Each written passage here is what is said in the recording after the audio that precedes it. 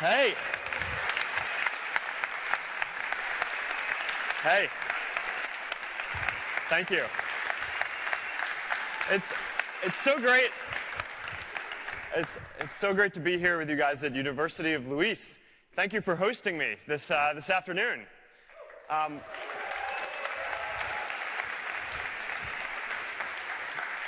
Now, before we get started, I want to say a few words about the earthquake.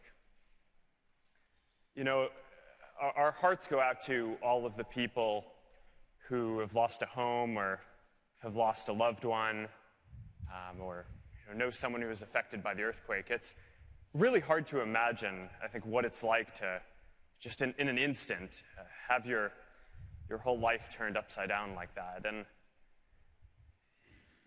you know, in moments like this, it's heartbreaking, but also seeing how the community here in Italy and around the world have been able to come together to rally for the people who have been affected by the disaster and those who love them. Seeing people come together and connect I always find really inspiring. And the spirit of the people here in Italy, that we're going to get through this and we're going to rebuild and it's going to take a while, but you're going to make it happen, I think is really inspiring to people all around the world. Now, I know that this is going to be a topic that we want to talk about a bunch today, and there are going to be a number of questions about this. I looked at the thread. I think the top voted question was about this, so we're going to get to that in a second. But I just wanted to lead with that up front and share that I feel what we're going through here. Now,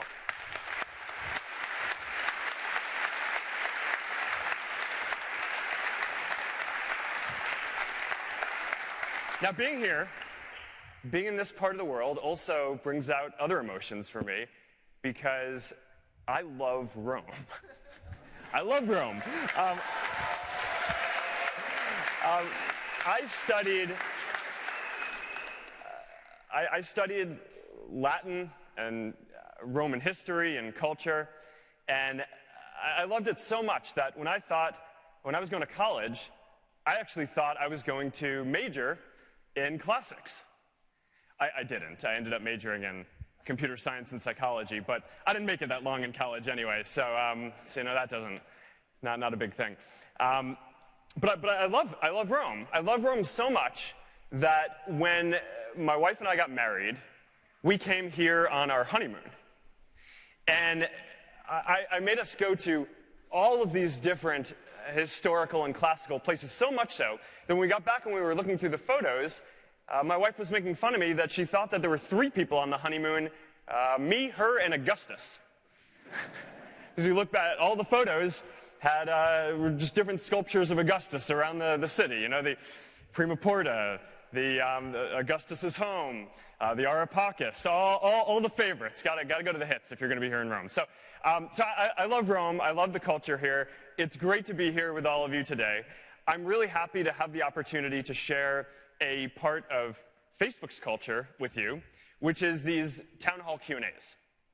Now, every week, every Friday afternoon for probably about 10 years now, we've been doing an open Q&A where anyone at the company can come and ask me any question they want about what we're doing. And you know, I think it's this great cultural tradition that we have, not only for me to have the opportunity to share what I'm thinking and what's going on across the company, but also for me to be able to learn what people are thinking, right, and what I should be thinking about that I'm missing.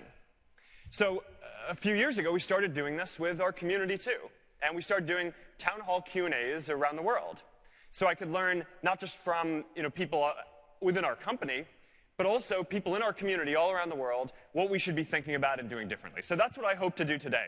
I'm looking forward to hearing your questions, hearing your ideas, sharing some of how we think about things, and hopefully taking some things back to Facebook in California that we can use to help serve the whole community all across the world better. So thank you guys so much for coming out here today.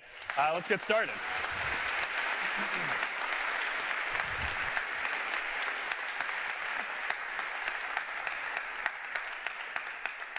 Thank you very much, Mark. So the top question, as you were saying before, actually comes from the thread and is related to the earthquake. It comes from Marcello. Mark, are you coming to Italy? And I'm really happy for it. Should be great if you could leave a sign here in my country to help the people of central Italy who lost everything yesterday night. Money, words, any possible way to help. Yeah, so, when I first learned about the earthquake, it just made me incredibly sad, right? And, our first reaction is we have to do everything we can to help out. And, since then we've been thinking about what are the ways that Facebook and our community can pull together to do the most that we can. Now, the biggest thing, and I think the most important, is this program that we run called Safety Check.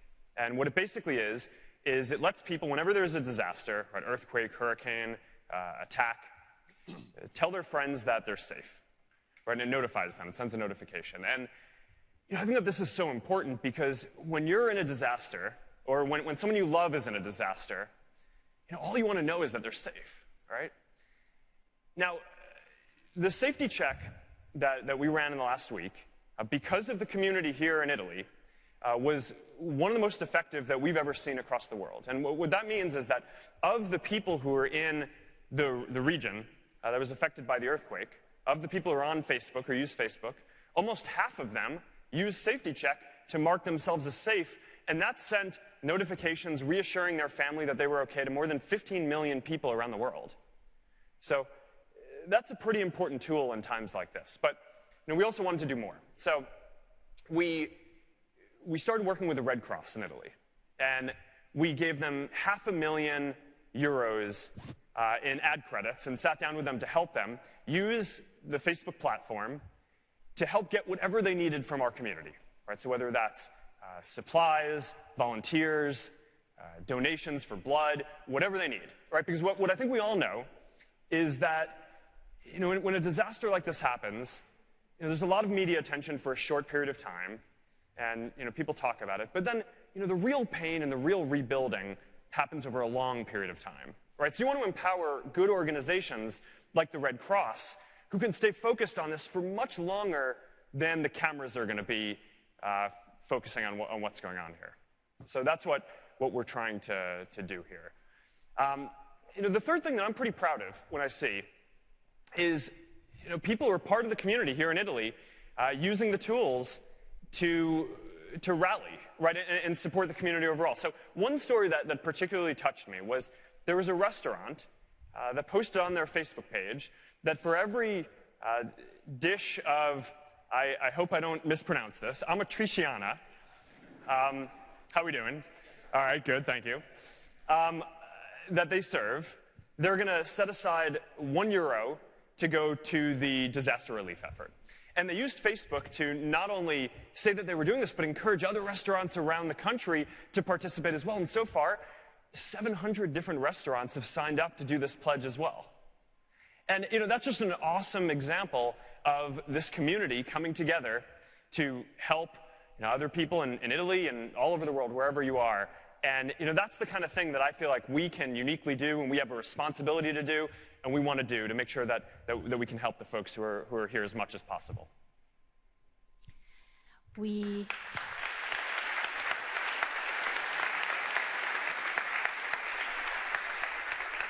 will now take a question from the room. Let me look around. You're all very shy. You had a question, so don't forget to stand up, present yourself, and you can make your question. Hi, Mark. I'm Alessio. And we have all seen the incredible success of Pokemon Go with its augmented reality. And how much do you think this is going to change our social life? And if Facebook will manage to change our life as much as Pokemon Go with its Wear, Oculus Rift? Thank you. I'm glad you asked that. Because, the real reason I came to Rome was to find some rare Pokemon.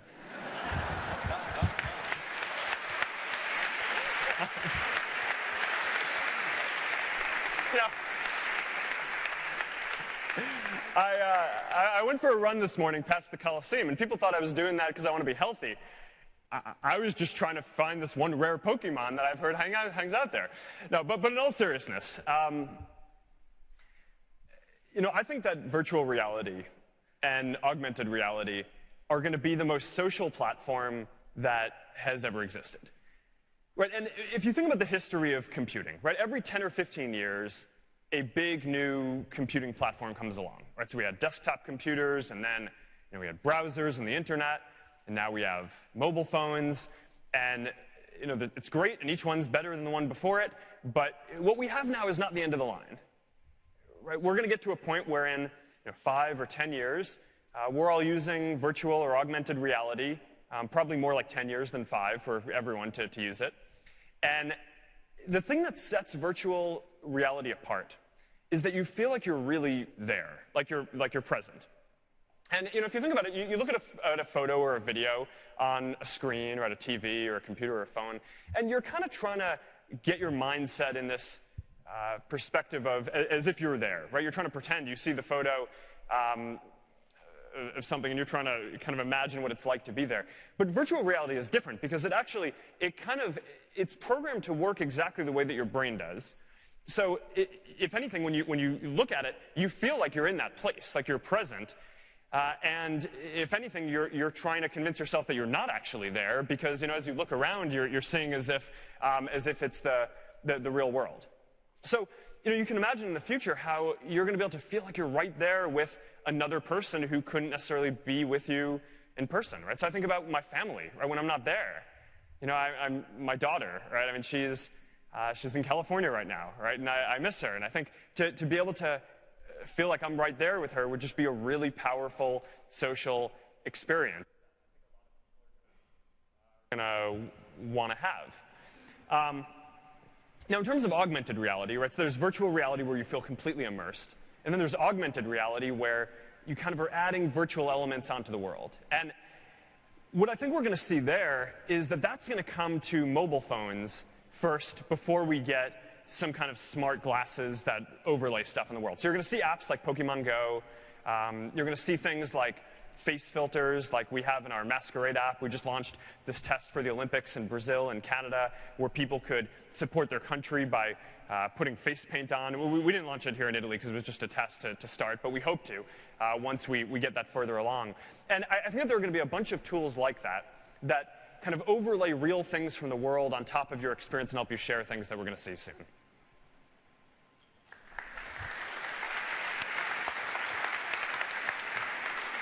Hey, Mark, we have a question from the back, so here we are. Hi, my name is Martina, and I'm studying computer engineering. I would like to ask you, how important are our origins in your opinion? Those who live in Italy have more difficulty emerging than the Americans. What advice would you give to Italians? Well, I think more than ever now, great ideas are coming from everywhere. Right? I mean, as the internet spreads, it used to be that you were constrained to where you could build a business by where you were. But now, you can build something and serve people all around the world. Right? And I've had a couple of examples that I've seen of this just on this trip so far. Right? So right before I came to Rome, I was actually at the wedding of one of my close friends who is a great European entrepreneur, Daniel Ek. He's the founder of Spotify. Not from Italy, but from Europe overall. And most of the people who he serves are not from his country, right? Another example, I think one of our winners of our FB Start program that we do across the world to help developers build different tools and build businesses, Max Ciociola, I heard might be here. Is that right? There he is. You want to stand up for a second? The founder of a company...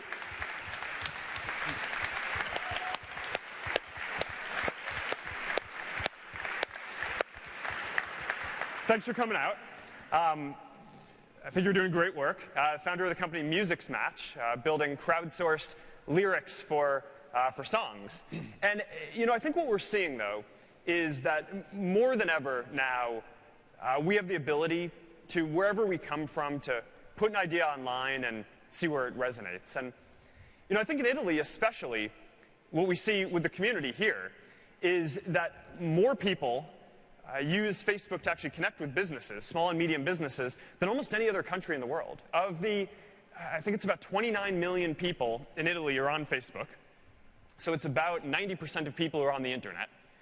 9 in 10 of people in Italy are connected to a small and medium business, which is a standout for what we see across the world, which I think means that if you're interested in starting a business here in Italy, that's a pretty good entrepreneurial culture and community that you have here of people who want to engage. So I'd be optimistic and just focus on what you want to build and bring it to the world.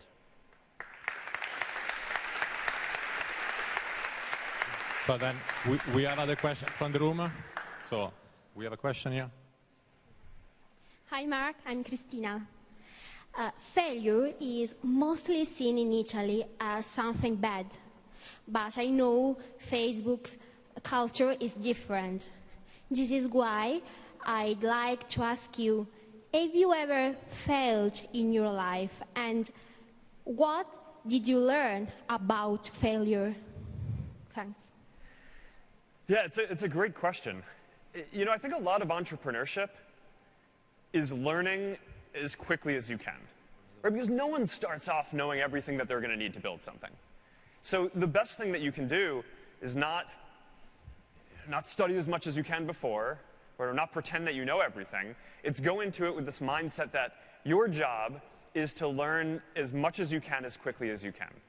And try to have this mindset that in the end, I don't think we're judged by our failures. I think we're judged by the change that we make in the world. And, when you fail, you just, whatever that idea was, it just didn't reach whatever impact you were hoping for. One of my favorite stories, I love reading about famous scientists. And one of my favorite stories is this biography of Albert Einstein, and it talks about all these things that he just totally messed up, right? I mean, he's well known for the theory of relativity, which of course changed the world in so many ways, right? Changed fundamental physics, changed how we think about energy, changed how we think about the whole universe. But his belief in that also led him to make a lot of mistakes, right? It led him to think that there couldn't possibly be black holes, because his belief that space-time was this beautiful thing led him to think that black holes are a rip in space-time, that can't possibly be. So in some ways, he was kind of against that. He was a little bit against quantum mechanics, and those theories have ended up being wrong of his. But in the end of the day, no one really remembers that.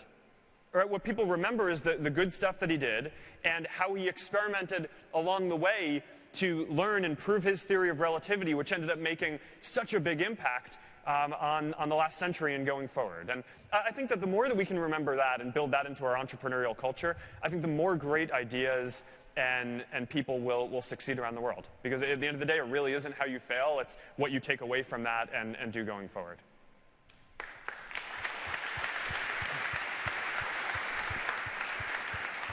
Now we have another question from the thread. We also need to respond to the questions arriving from the thread. So it is from Giacomo, from Lewis University, so one of your colleagues.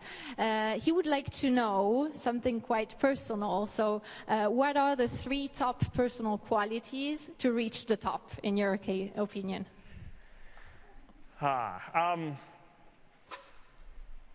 So I think if you want to build something great, you should focus on what the changes that you want to make in the world.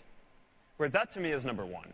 Where I see too many entrepreneurs who decide that they want to start a company before they actually know what it is that they want to build. And to me, that just seems backwards, right? Building a company is, you're going to change a lot. You're going to need to learn a lot along the way. So it really makes sense to go in with an idea of what the impact is that you're going to want to do, not that you want to have a bunch of people working for you or want to start a company or something like that. The second is that no one does it alone, right? So you need to get the best, you need to build the best team that you can. Right? I think that there's this myth in the world that of kind of the founder, right? The individual. A lot of people, they talk about me and Facebook, and it drives me a little crazy because I think that understates that this is a big team effort, right? I mean, we have a lot of people working on Facebook now, thousands, And even at the beginning, there were a bunch of people who were working on it. And when you look at most big things that get done in the world, they're not done by one person. So, you're going to need to build a team. And so you go in with the idea of what you want to do in the world. And the next most important thing that you're going to do is just surround yourself with the best people that you can to learn from. Because you're going to need to learn over time, and you're going to need people who have complementary skills, because you're not, no matter how talented you are, there are just going to be things that you don't bring to the table. I mean, that's certainly true for me. Our company works because we have a really talented core team of people who complement me, who have different skills that I don't have. And then the third thing that I would say is just persistence. Right? So nothing ever goes the way you want it to. Right? People talk about overnight success, and that's not the way it works. Right? Overnight success happens after you work for a long period of time to build something. Then one day you wake up and people are like, oh, this is successful. It just appeared. And that's never how you experience it when you're actually working on it. And so when you're building something, you're just going through all these trials and tribulations along the way. And I think a lot of people give up. Right? And that takes different forms. Right? You don't push through to see through what you believe. Some people sell their company before it reaches its full potential. Some people change the direction. Some people leave. But I think that the biggest things that have gotten done in the world tend to be done by people who primarily believe in a mission and are not trying to build a company, first and foremost, by teams, not by individuals, and by people who just don't give up.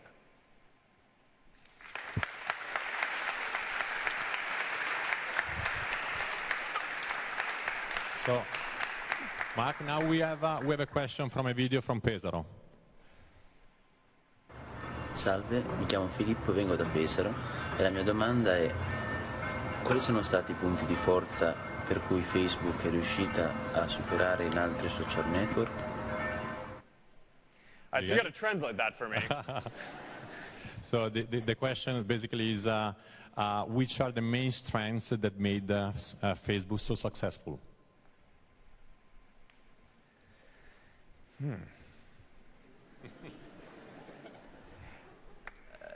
I think it's that we focus on learning, right? The last question was a little bit similar in that, I think in order to build an organization, you want to build an organization that's focused on mission and your purpose above all, that has a strong team and that is very focused and doesn't give up when things get tough. But, I think more than anything, you also need to build an organization that is focused on learning. Right? And great ideas come from everywhere. Right? They come from listening to our community. They come from our employees. They come from doing research. They come from other companies who are doing interesting things in this space. And our job is to just learn as much as we can to build the best things that we can for our community. Right? So I can give you one of my favorite examples about this. I think when you're building a company, you want to set yourself up to just learn as quickly as you can. And for us, one of the ways that we do that is by empowering all these different people at Facebook. We have thousands and thousands of engineers. And if every idea had to go through me, then the company would probably go pretty slowly, right? If everyone had to run by me what they wanted to do. So instead what we've done is we've built this whole system where any engineer can just experiment with their own idea.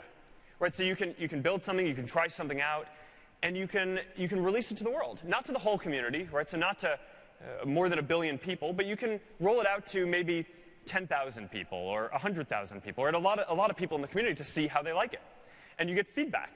Right? So every engineer does this, and they get feedback on how their idea and their version of Facebook that they have built helps people share. Does it help people more than the other versions or less? How connected do people feel? How happy do they feel? How informed do they feel by the news and their news feed? How much do they enjoy the ads or the businesses that they interact with? And when someone ships an idea that's good, then we incorporate that into the version of Facebook that we ship for all billion people around the world. And if it's not a good idea, then we catalog it and we write down what the idea was, so that way we don't keep on repeating it. But we learn that lesson, and then we go on and do different stuff. But a lot of what we're trying to do is empower the organization to learn as many lessons as it can as quickly as possible. And if someone tests something and it doesn't work, then that's not the end of the world. We just go on to the next idea and keep learning. But I think that's how, over the last 12 years, we've been able to stay ahead and keep building things at a faster rate than all the other competitors and other folks in the space, is that we just are really focused on learning as quickly as we can. Because we know that we don't have all the ideas today, and that building a company over the long term is about having a lot of ideas. It's not just one at the beginning, so that's what we need to do.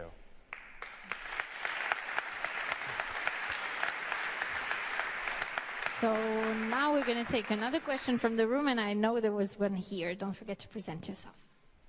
Hi, I'm Alessandro, and I have a question about your plane, Aquila. How did you get this idea, and how do you think it's going to influence the future of undeveloped countries like Africa, where people still don't have access to the internet? Yeah. So if you want to connect everyone in the world, helping everyone get on the internet is really important, right? And it turns out today, even though we all have phones, right, and use the internet, that more than half of people in the world today are not on the internet. So that is just a really important problem that we want to help solve for the world in the next 10 or 15 years. And it turns out that the internet is really important for a lot of people beyond just staying connected, and beyond knowing what's going on with your friends and family. The internet also helps deliver really important tools like education, right? If you live in a place where there's not a good school, then the internet's one of your best bets for getting education information. But if you live in a place and you don't have access to a good doctor, and you want to know if your child is sick or something like that, then the internet is one of your best tools to be able to do that. So there's a lot of research that shows that for every 10 people who get on the internet, about one person gets lifted out of poverty and new jobs get created. So, for 3 or 4 billion people around the world who are not on the internet, one of the best things that we can do is help connect everyone around the world. And it turns out that there are a few big issues that are blocking people from using the internet. So the first is kind of the infrastructure, right? There are a lot of people who, even if you had a phone, there would be no network around where you are, right? And that's the problem that Aquila is trying to solve, right? If you live in some remote area, then what we're going to do is we've designed this plane that can fly over your village or your town, and can stay there for 3 or 6 months at a time. And it's almost like a cell phone tower in the sky, and it beams down internet access to people, so that way they can have access to the internet no matter where they are. There are other problems too, right? So another problem is cost, right? So it's not just some people have access, there is internet where they live, but they can't afford to use it. So for that, we need to do a number of things. We need to make it so that we make the cost of using the internet cheaper. And we can do that both by making data rates less expensive, we have programs to do that, and by making it so that our apps use less data, right? So that's a big effort that we have. And in the last few years, we've actually made it so that our Facebook app uses 1/10 as much data as it did before. So if you're paying per bit to use the internet, then now using Facebook costs only 10% of what it did before. So there's a lot more that we can do and empower other developers to do. And the third category that I think is important to talk about too is that there are a lot of people who actually can't afford to use the internet, and there is a network, but they didn't grow up with the internet, right? Maybe they didn't have a computer, or they just never used the internet. So if you go up to them and you ask, do you want to pay for a data plan? Their first question is, why would I want to pay for a data plan? So we need to show why the internet is valuable. And that's why we have this program, Free Basics, which goes and gives people some free services on the internet for free, which then after people experience the internet, they end up realizing why it's so valuable to connect and connecting more broadly. So, the internet connectivity efforts that we've done at Facebook so far have already connected more than 25 million people around the world. It's a small impact against the billions of people who don't have access and need it, but we're ramping up, it's growing quickly, and I think efforts like Aquila are going to help a lot on this too.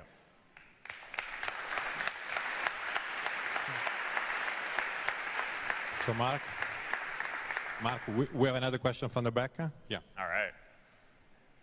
Hi Mark, I'm Daniele. You talked about the safety check earlier, and I'd like to ask you, is it going to change in the future? Will users be able to activate it on their own, perhaps to alert other people? How's it going to change? Yes, it is. We're working on that already. You know, and it's not... So the way that we think about this for the product is that, you know, there are certain moments of truth, is what we call them internally, right? Which are basically, right? If you're a social product about building community and relationships, then when there's a crisis, whether it's, you know, a natural disaster or an attack, you know, or, you know, a child goes missing, or, you know, a friend is sick.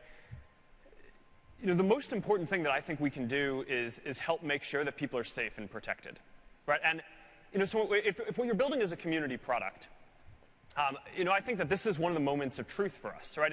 It's how we judge whether Facebook is successful at what we're supposed to be doing is not just on, you know, whether you can share the photo of your fun moment, you know, your fun night out with your friends, or your cute photo of your child. But it's also whether our community is strong enough and we give people the tools to keep people safe in those situations.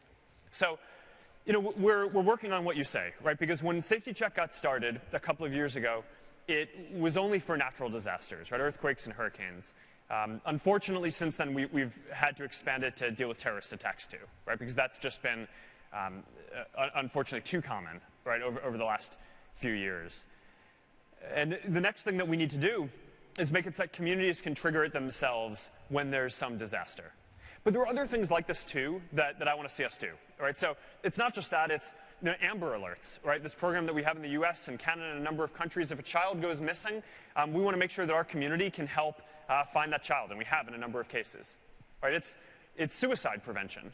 Right? If someone posts that they're, you know, thinking of killing themselves, and, you know, someone sees that, then we want to make sure that we empower our community to help their friend or their loved one reach the right resources at the right time, right? And that's a matter of life and death. And, you know, we're really proud of the impact that we've been able to have there in the early places where we've rolled that out. And then, you know, there are things like giving people the ability to organize, to donate blood, and come together in different ways that we want to make sure that we push as well. But for us, this is so core to the mission. And we judge ourselves by how well Facebook and our community perform in these moments of truth. And so you bet that we're going to want to work on this for the future.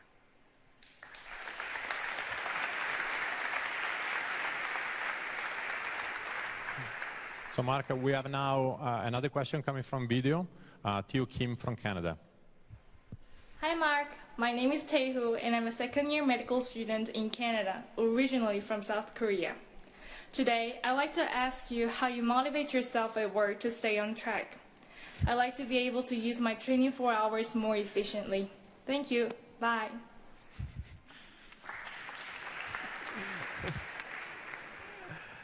I don't know. You know, I don't actually, I mean, I think I could do a lot better at that. So I'm not sure I have the answer to that. Although, you know, I think that's the answer. So,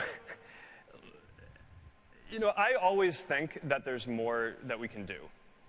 And I've never thought about it in these terms before. But this is something that my family has really taught me. And I think about it, something that my parents taught me, but I think it actually goes back even further than that. I mean, it's, you know, in the United States, you know, people come as immigrants, right? And, you know, it's people who come because they have hope that they want to make their life better and for their children. And they come and they work hard. And my grandparents, you know, grew up and went through this economic depression and sold whatever they could on the street, right, to make sure that my parents could grow up and have a good life. And they taught them that you had to work hard, and that they passed along this hope that you could just kind of always do better, and that you could always use your time better and have a bigger impact on the world. And my parents took that, and then they studied really hard, right? Because my grandparents kind of made them. They pushed them. That was the big push. And they wanted to do more. And my parents both became doctors.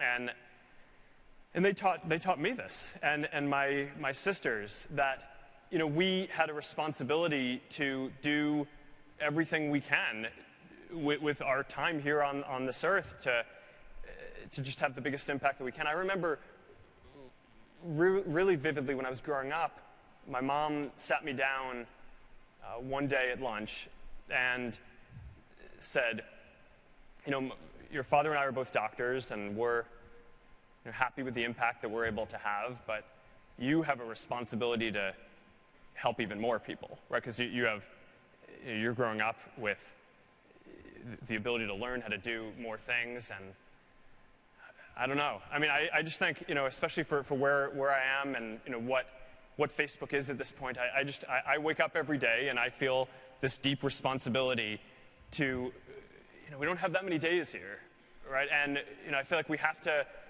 make the biggest impact that we can, both at Facebook and in our philanthropy. And it's taken on new meaning for me in the last year because now I have a daughter, and I feel like in this family progression, I want to make sure that I can pass along that hope and that ethic to her, and do my part in making sure that she and everyone in her generation can have a better life as well. But I don't know, I've never thought about it like that before.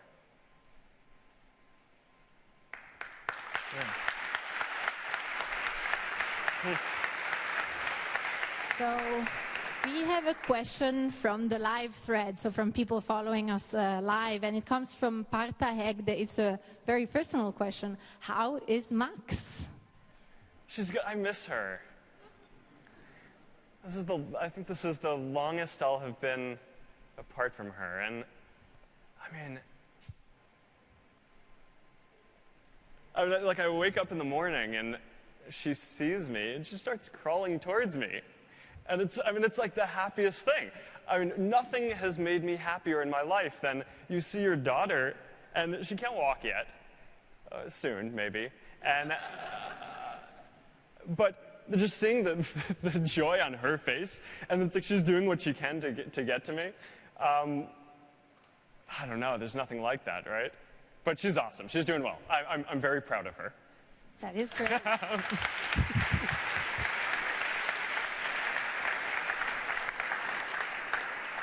We have a video now, another video from Davide from Napoli. Hi, my name is Davide Cucurullo and I'm from Naples. I have a question about the role of Facebook in the media. Do you see it as an editor? Thank you very much.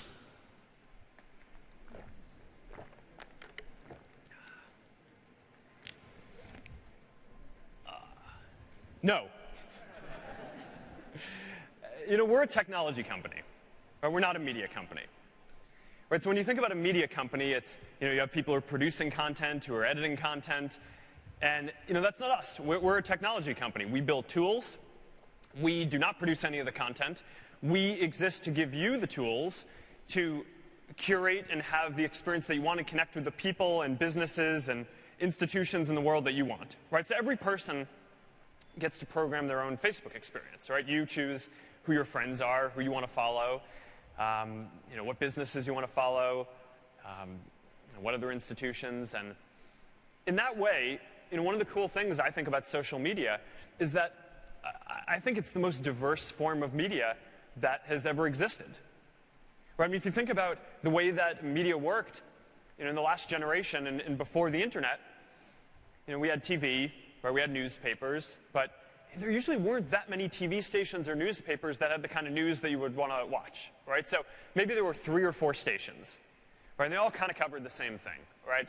Maybe one different editorial slant on it. Same thing with newspapers, right? There were probably a few in any given area, and they had different editorial views. You kind of picked the one that you wanted to read, and you got all of your information from that. But now think about the internet, and think about social media, and think about your feed. Right? You now have the chance to connect with people all over the world. Right? One stat that I love is the average person in Europe who uses Facebook has, I think it's more than 50 friends from outside their country. Right? So now you're not just getting your news from around you, but you are connected to and getting updates from people all around the world, right? All around the continent and all around other places. And most people, a lot of your friends might share your views, but most people have some friends who don't, right? Who come from different backgrounds, who different ethnic backgrounds, different ideas, different political philosophies, and you're going to see their content too, which is very different from what you'd see in a newspaper or TV station where you just kind of get all your news from one place. So, I think that we're really proud of our role as a technology company and not a media company in this. I think the world needs this. The world needs media companies too, but I think the world also needs technology platforms like what we do, and we take our role in this very seriously.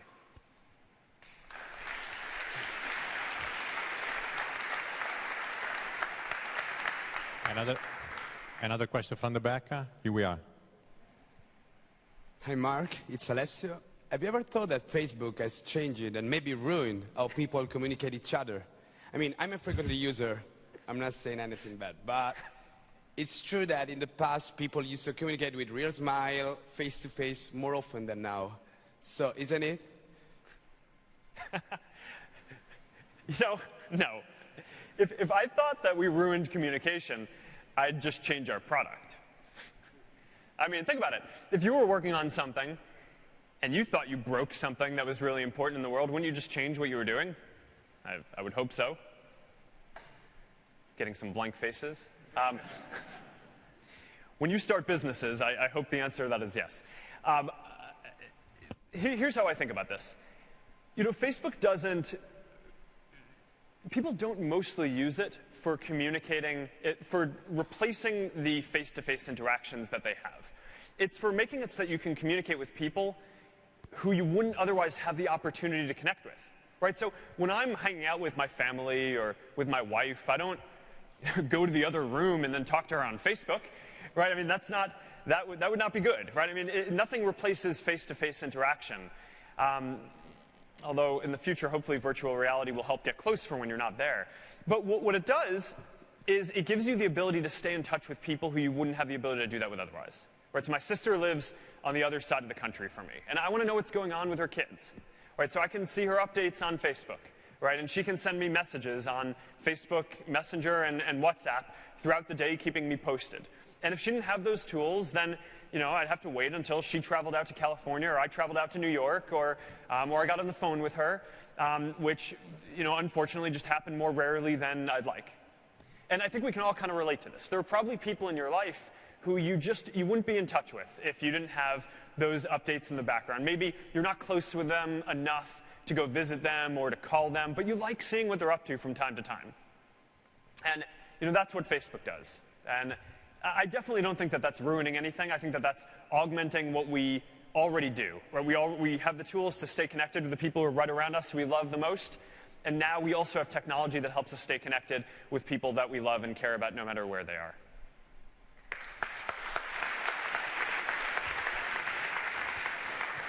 So, Mark, we have another question from the thread from Alessandro from Milan. He asks, where did you study Latin? Why did you decide to study it? And he also comments on the fact that it's not common for Americans to study Latin or Greek. So what do you say to that, Mark? Well, so I started studying when I was in high school. And I have to be honest here. I'm not very good at languages. I actually started initially studying Latin because when I was in middle school, they offered Spanish and French. And I was terrible at both of them. And I love languages, I'm just really bad at them. I've actually studied 7 different languages in my life, if you count English. And, but the part that's really hard for me is speaking. So, Latin, you don't have to speak. So that's how I got into it originally. And then I just kind of fell in love with it. I'm like, all right, this is awesome. I love the culture. I love the history. I love learning about stuff. I was thinking about this on the way over. I'm like, all right, gotta be able to relate. There's so many good classical Roman entrepreneurship stories.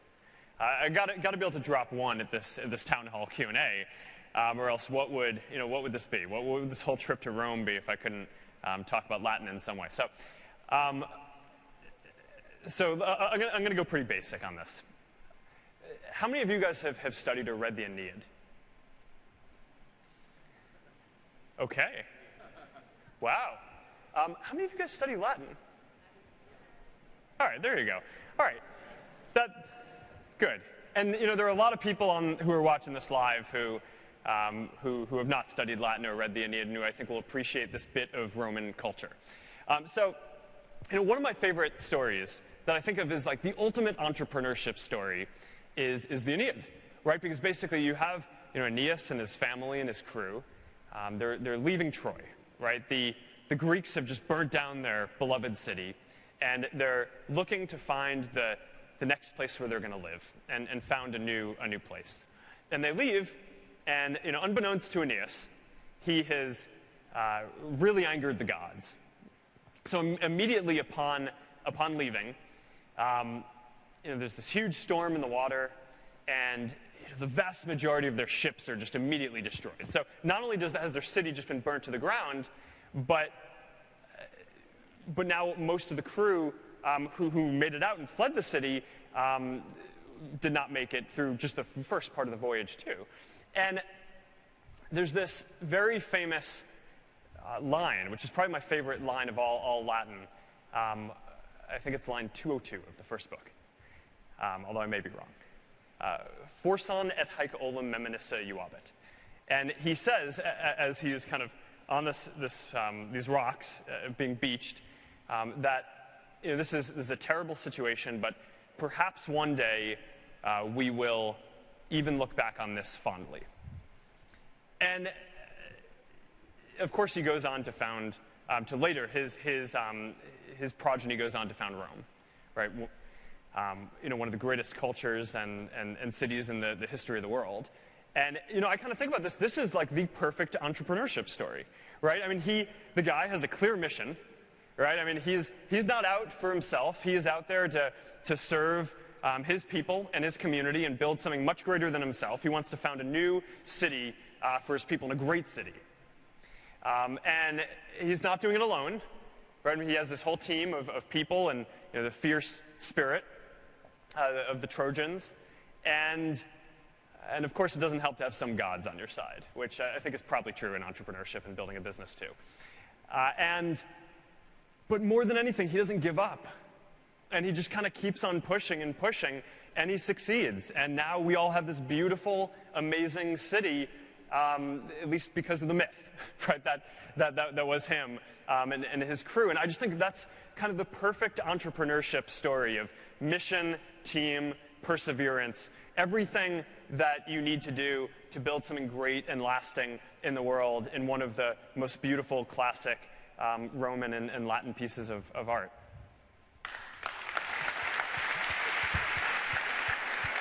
And I know we're here to talk about technology and not Latin, but you gotta humor me, because I love this stuff. There's no way I'm gonna come to Rome and not tell a Latin story. So looking for question.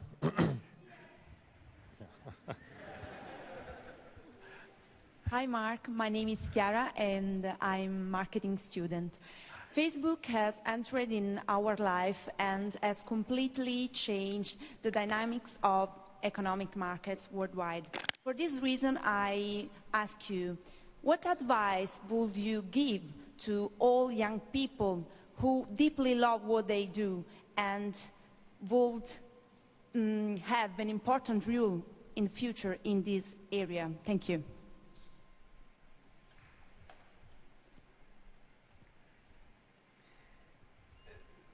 The most important thing that I think I can say is that you have the tools to build what you want.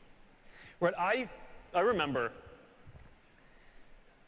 when I was studying computer science in college for that short period of time that, I remember thinking, okay, I'm taking these classes, but one day somewhere out there are people who do this for real, right? I'm just learning these classes, but there's real programming. I remember actually really specifically the night that I released the first version of Facebook, thinking that some other real company out there was going to build this for the world, because there was no way that a bunch of college students who didn't know anything about business were going to be able to build something like this better than big companies that had thousands of engineers and were already serving hundreds of millions of people and had millions of servers and all that. But it turned out that we actually kind of knew what we needed to, right? And there's some media myths about entrepreneurship that I think are actually pretty disempowering, right? The idea that you have to do everything yourself, right? That there's kind of the founder myth that we talked about before. I think it's really disempowering because it makes you feel like if you can't do everything yourself, then maybe you can't build something. But I think it's wrong, right? I mean, nothing great has ever been built by just one person. Similarly, I think there is a lot of mythology that great ideas or things that are big come fully formed as an idea. And if you don't kind of have your big thing that you want to go do, then you should go home because you can't compare to the other people who do. But that's not how anything works in the world, right? Nothing ever comes out fully formed, right? People start because they have something that they care about, and you work on it, and you care about it. And a lot of the time, I think it's just because you care more that you end up succeeding and pushing hard. I think that's definitely the story of Facebook. Where there's no reason why those other companies couldn't have built what we built. We were college students who had many fewer resources. We built it because we just cared more when they didn't. And I think the same is going to be true for you and a lot of other folks as well. And so if you just believe, which I think is true, that you already know what you need to and you have the tools to go into this and at least get started. Right? You're going to learn a ton along the way, but you know what you need to get started, then you can go for it.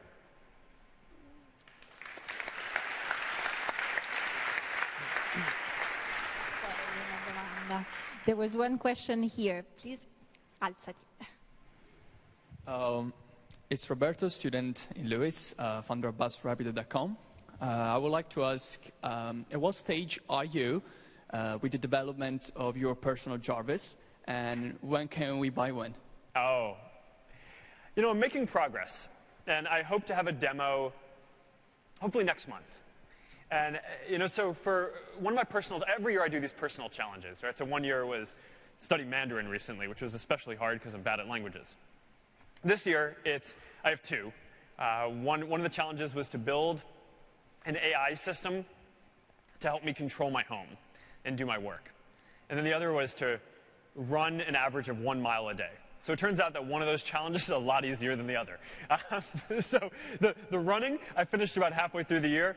The AI, still working on. But, I got it to this point where now I can control the lights, I can control the gates, I can control the temperature, much to the chagrin of my wife, who now cannot control the temperature because it is programmed to only listen to my voice, which is one of the perks of being an engineer is you can do that.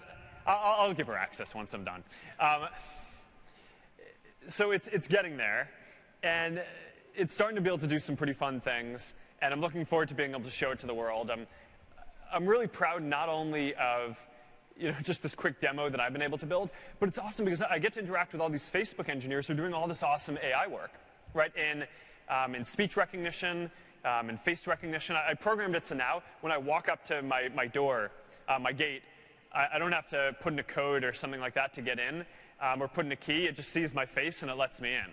And so that is pretty fun. But there's some state-of-the-art AI in there that it's been awesome to get a chance to work with our engineers at Facebook and really see on a day-to-day basis what they're doing and how far advanced the work is that they're doing. It's been a really cool experience so far, and I'm looking forward to showing it off next month.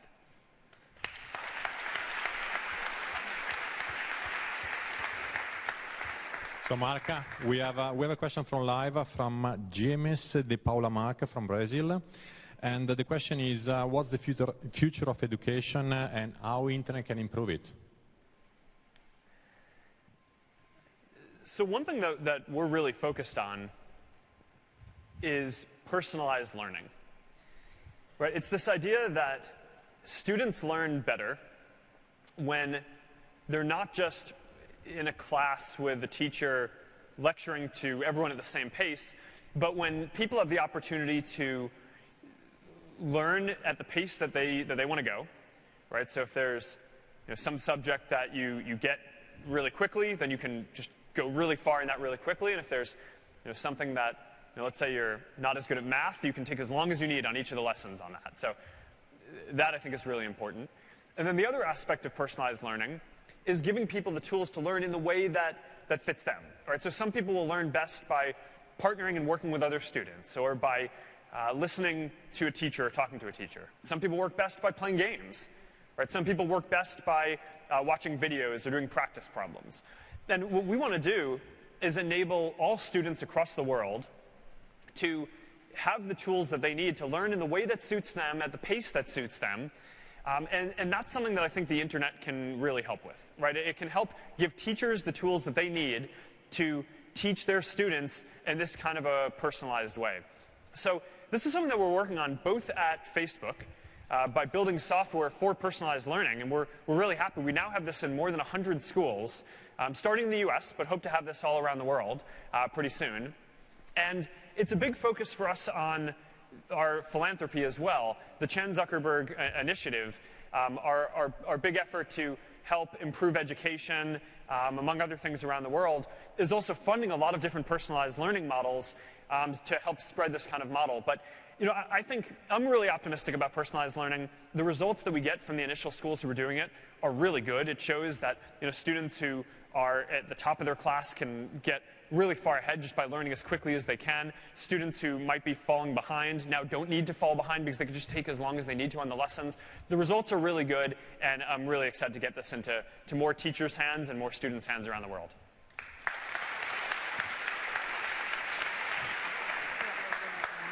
You had, and this is actually the last question, guys. I'm sorry. You had a question. We're having so much fun. Thank you. Hi, Mark. I am Maria Sole, and I'd like to ask you, how did you manage to keep your composure when you became so famous as you are? Thank you. Oh.